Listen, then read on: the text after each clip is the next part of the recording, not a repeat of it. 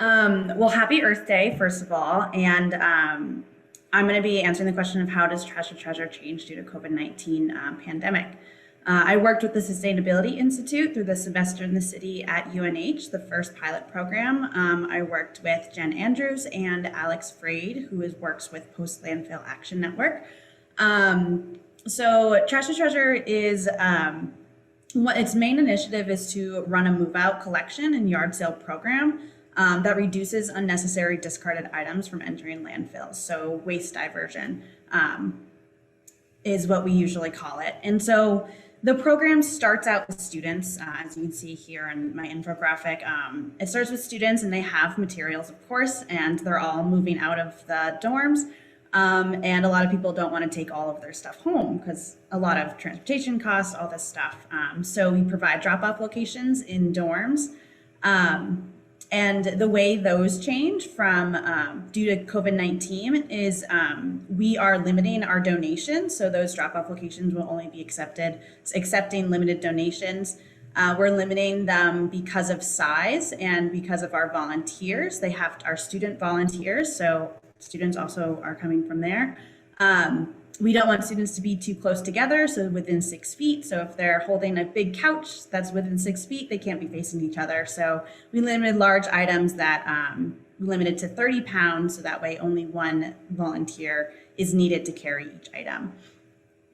So those drop-off locations used to be UNH resident halls and also off-campus apartments and different off-campus sites. However, with the COVID-19 pandemic, we wanted to keep it within the UNH bubble, as we say, UNH bubble. So it's limited to those UNH resident halls.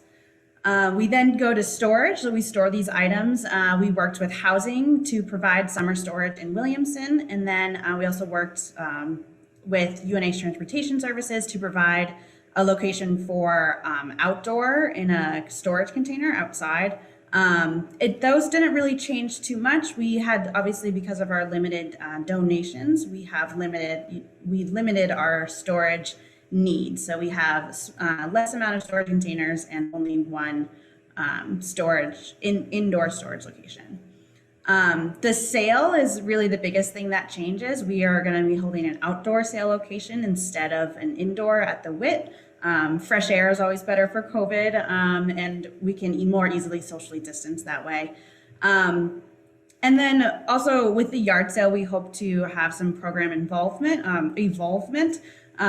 which could possibly include year-long pop-ups style yard sale events. We can't plan this yet because of COVID-19. We don't know what the world will look like. We don't know what UNH will look like. So that's one of the biggest changes to this program is the unknowns that come from COVID and planning a future event when we don't know what's going to happen in the future.